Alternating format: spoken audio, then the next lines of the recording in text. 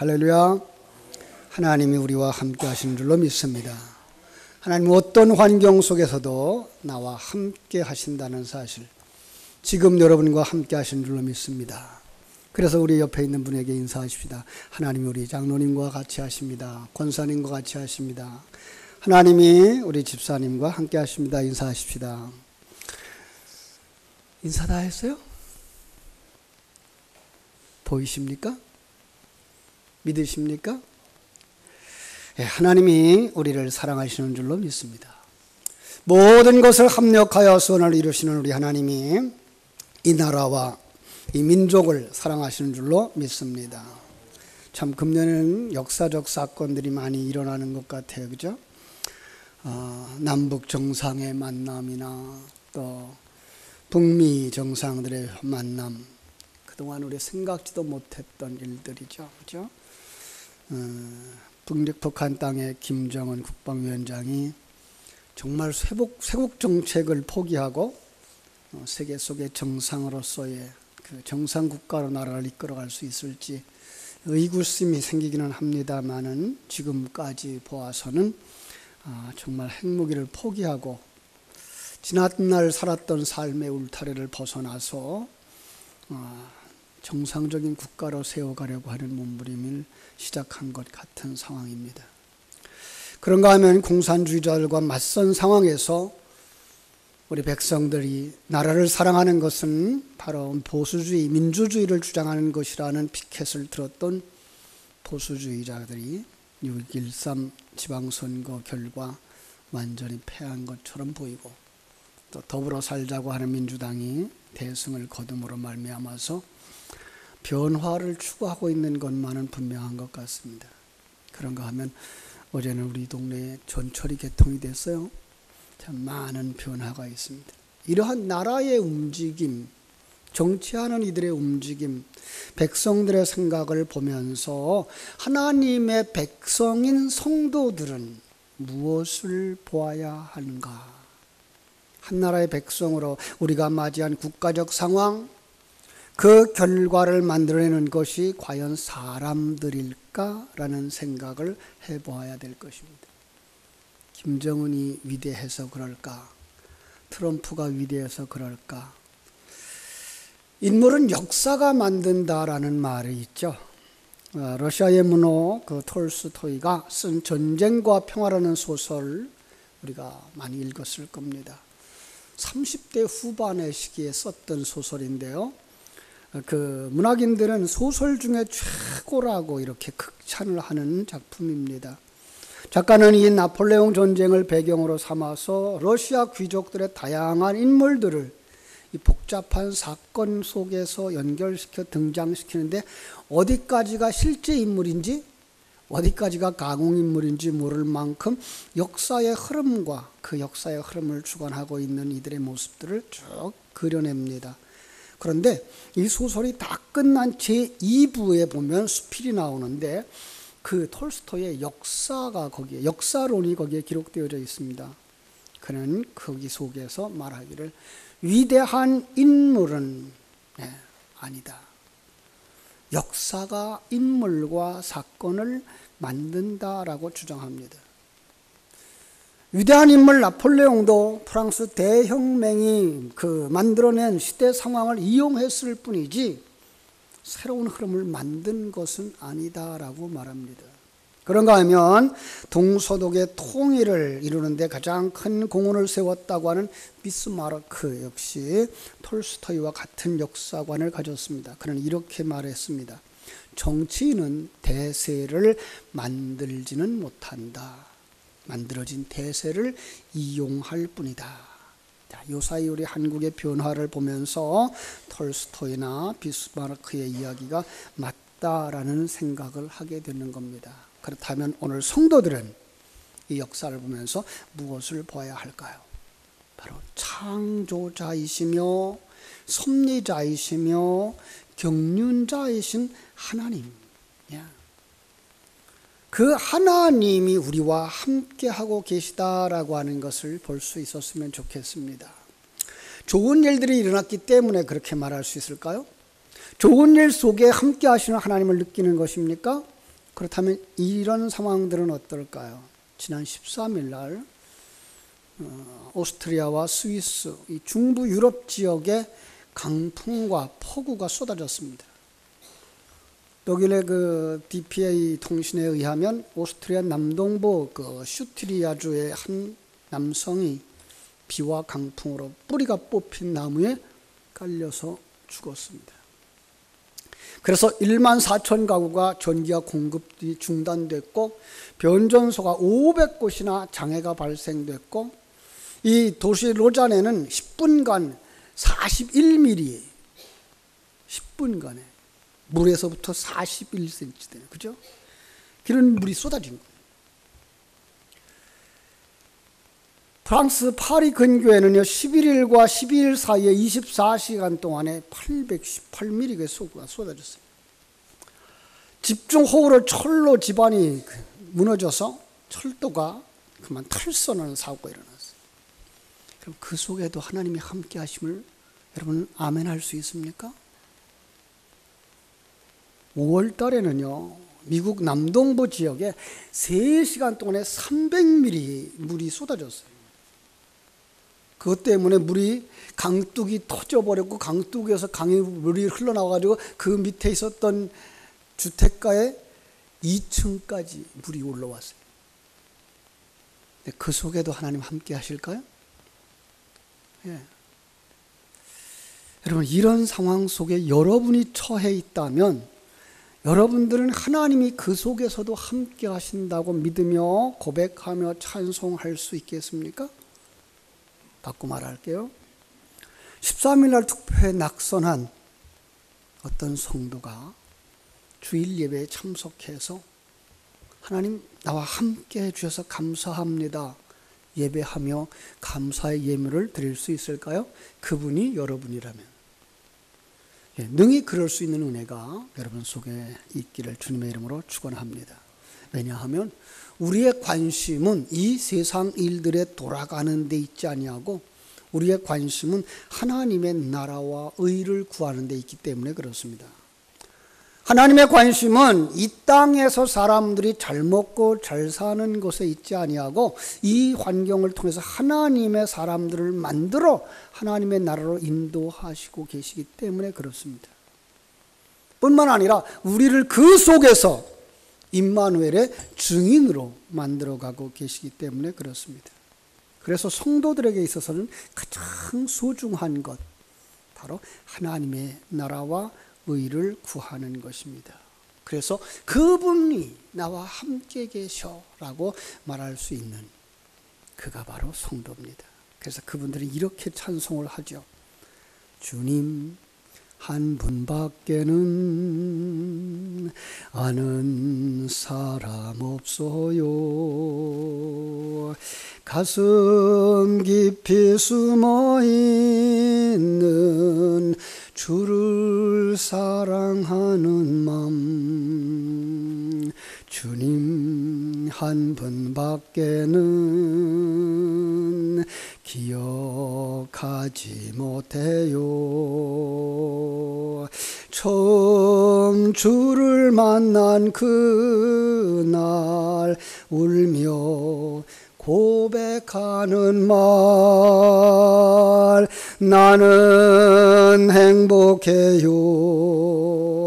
죄사함 받았으니 아버지 품 안에서 떠나 살기 싫어요. 나는 행복해요. 사랑이 샘솟으니 이 세상 무엇이든 채우고도 남아요. 주님 한 분밖에는 사랑함이 없어요. 작은 가슴 뜨겁게 주님 피가 흘러요. 주님 한 분밖에는 약속한이 없어요. 나를 믿고 따르는 자 반석 위에 서리라. 나는 행복해요. 죄 사함 받았으니 아버지 품 안에서 떠날 수가 없죠.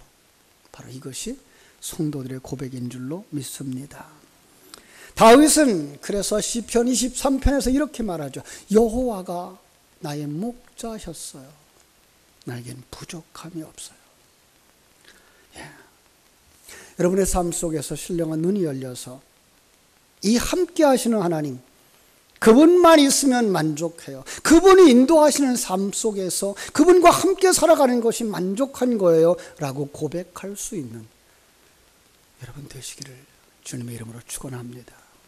우린 그 고백을 늘 예배마다 고백하죠. 전능하사 천지를 만드신 하나님 아버지를 내가 믿습니다.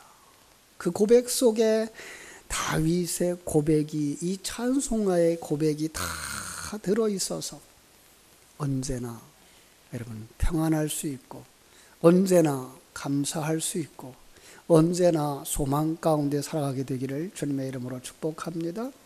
그 하나님은 인간의 생사화복을 주장하시는 하나님입니다.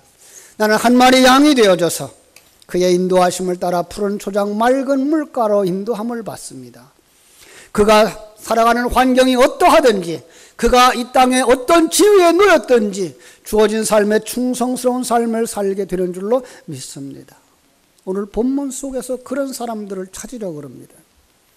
이스라엘 백성들이 애굽에서 나오게 되었을 때의 그 역사의 주인공은 분명히 모세였습니다. 그리고 그 광야 40년이 지난 다음에 그들을 이끌어가는 자는 여호수아였습니다. 과연 그들은 어떤 사람들이었을까요? 하나님은 왜 그 사람들을 쓰셨을까요? 그들이 그렇게 하나님의 부름을 받기 전에 그들은 어떤 사람이었을까요? 성경은 그렇게 말합니다. 똑같았어. 너희들과 똑같은 사람이었어. 죽었던 자들이었고 하나님에 대해 전혀 알지 못하는 자들이었어. 그런데 하나님의 생명이 그들 속에 들어오고, 하나님의 말씀이 그들 속에 들어오고, 하나님의 말씀이 그들 속에 들어오고 생명이 되어지자 그들은 하나님의 뜻이 무엇인지 알았고 그 하나님의 뜻을 따라서 움직여 갔던 믿음의 사람이었어 라고 말씀합니다. 오늘 본문의 배경은 그렇습니다. 젖과 꿀이 흐르는 가나안 땅 그곳을 향하여 달려왔던 그들이 파란 광야에 도착했습니다.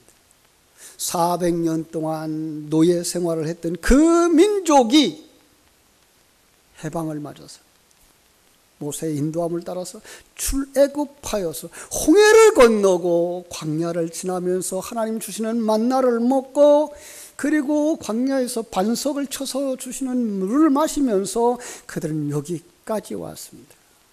이제 마지막 가나안 땅을 눈앞에 둔 파란 광야에서 하나님의 지시를 따라서 정탐꾼을 모집합니다. 각 지파에서 한 사람씩 12명의 지파를, 그 지파의 대표자들을 모아서 가나안 땅을 정탐하도록 합니다. 자, 그런데 그 정탐하는 시간이 한주 이틀이 아니라 40일 동안이었어요.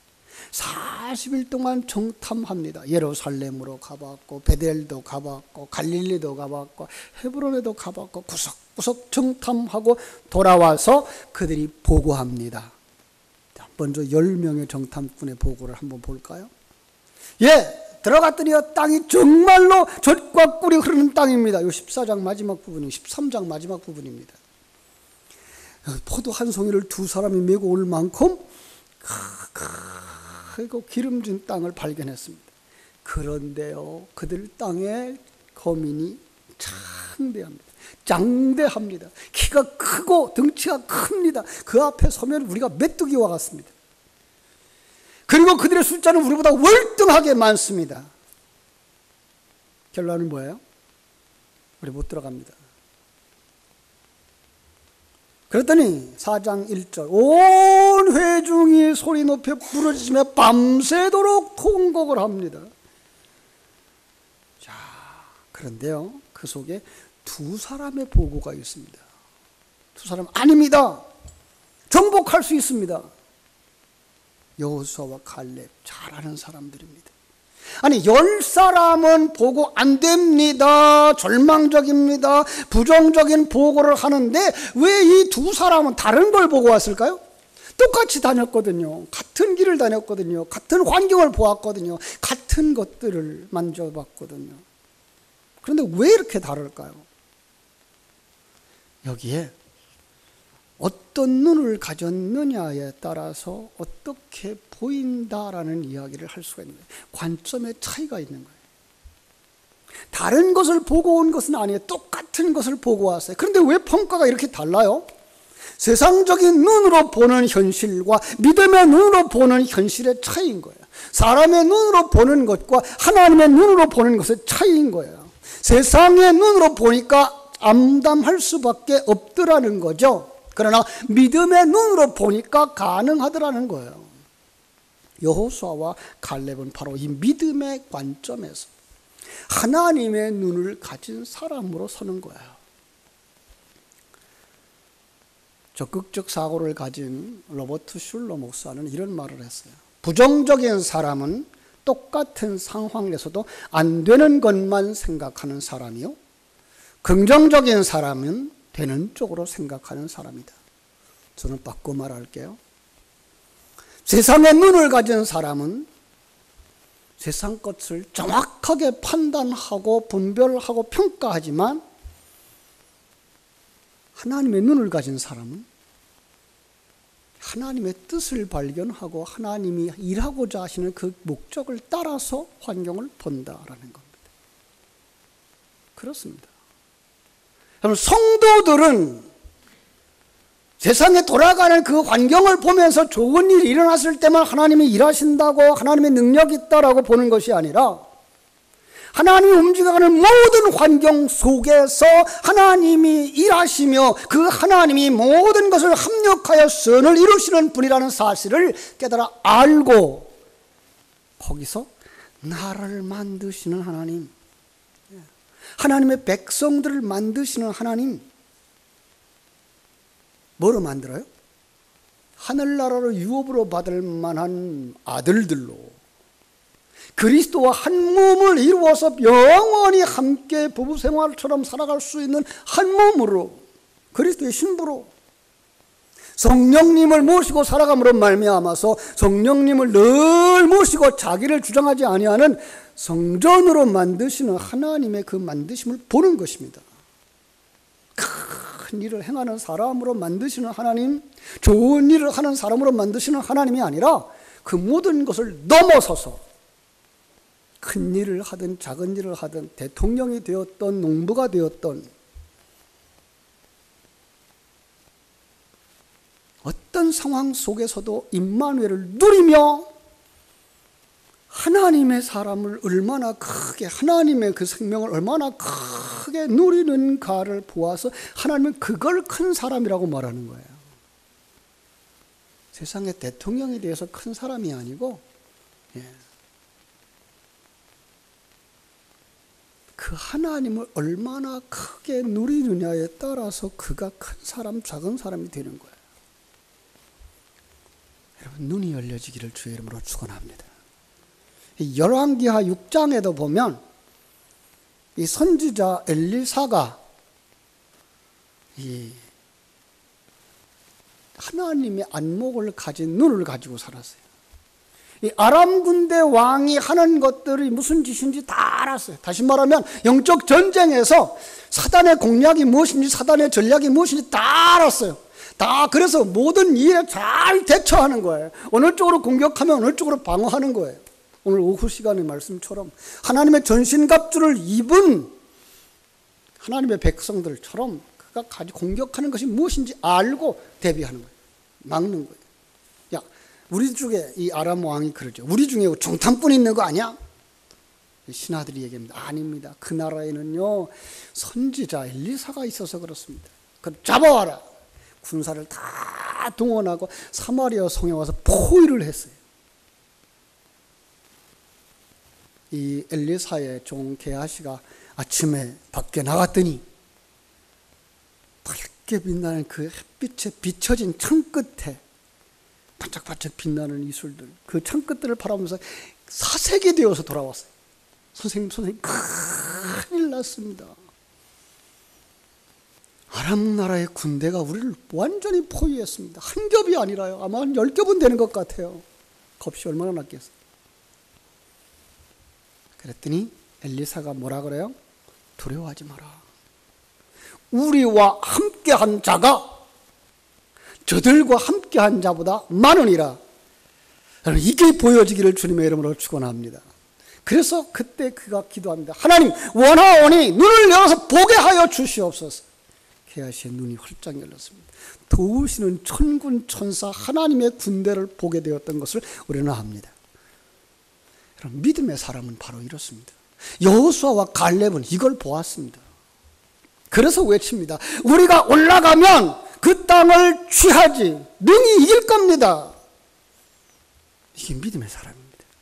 그런데 10사람의 행동은 오히려 그들만 두려워하고 그들만 실망하고 그들만 좌절하고 그들만 낙심하고 포기한 것이 아니라 온 회중을, 그죠? 뒷걸음질 치게 만듭니다.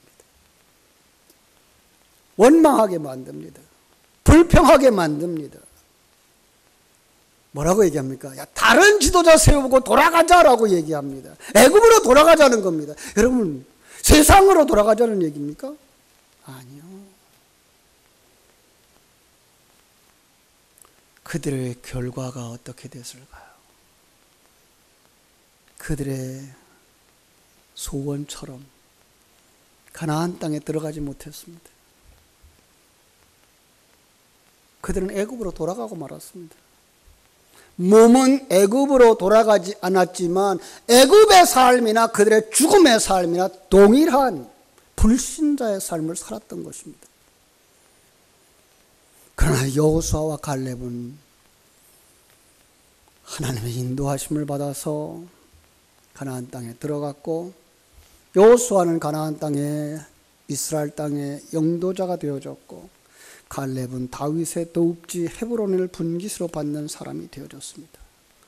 영안이 열린 사람의 특징은 자신뿐만 아니라 따르는 자들에게까지 현실을 뛰어넘게 하는 줄로 믿습니다. 여호수아가 했던 말, 그들은 우리의 밥입니다. 우리가 곧 올라가서 그 땅을 취하죠. 그러면 이길 겁니다. 문제는 그 앞에서 일어나는 문제를 문제로 보지 아니하고 밥으로 보았습니다. 여러분, 우리 앞에 어떤 문제가 있습니까? 그것을 여러분의 영적인 양식으로 삼는 은혜가 있게 되기를 주의 이름으로 축원합니다. 그 문제를 통과함으로 말미암아 하나님이 나와 함께 하신다고, 하나님의 백성들은 모든 것을 합력하여 선을 이루시는 하나님과 함께함으로 말미암아 전화 위복시켜 주시는 하나님과 함께 승리의 삶을 사는 것이라고 말할 수 있는, 누릴 수 있는 증인들이 되어지기를 주님의 이름으로 축원합니다. 미래지향적인 삶을 삽니다. 신학자 틸리케가 한 말처럼 그는 뭐라고 말했는가 하면 겨자씨에서 새소리를 듣는 것, 이것이 믿음입니다라고 얘기를 했어요. 작은 씨앗, 지금은 작은 씨앗처럼 보이지만 그것이 싹이 나고 자라나고 꽃 피고 열매 맺을 때 그 나무에 깃들이는 새들의 그 울음소리를 들었다라는 얘기예요. 우린 다음 세대를 책임지자고 지금 살아가고 있습니다. 정말 우리가 심는 이 생명의 말씀, 우리가 심는 진리의 말씀, 천국에 대한 소망이 어린 생명들 속에 심어져서 저들이 자라나고 저들이 성장하고 성숙하고 나중에는 하나님의 나라 일꾼들이 되어져서 많은 새들이 그들 속에 깃들이는 것을 볼 수 있는 미래지향적인 아름다운 삶을 살게 되기를 주님의 이름으로 축복합니다. 그걸 하나님 중심의 삶이라고 말합니다. 그래서 하나님 중심의 삶은 하나님 앞에서 사는 삶입니다. 신전의식을 가지고 사는 사람입니다. 내가 지금 어디에 서 있다고요? 하나님 앞에. 교회 안에 들어왔기 때문에? 아니요. 집에 있을 때에도 하나님 앞에, 직장에 있을 때도 하나님 앞에, 일하는 일터에서도 하나님 앞에 서 있다는 사실을 깨달아 알고 나는 지금 씨 뿌리는 자라는 사실을 기억하시기를 바랍니다. 나의 언행이 장차 다음 세대를 살리기도 하고 다음 세대를 죽이기도 한다는 사실을 깨달아 알고, 하나님의 중심의 삶이란 하나님에 의해 통제되어지고 하나님에 의해 생각이 지배되어지고, 그리고 자기의 욕망을 채우는 삶이 아니라 하나님의 뜻에 순종하는 삶을 살게 되는 것입니다.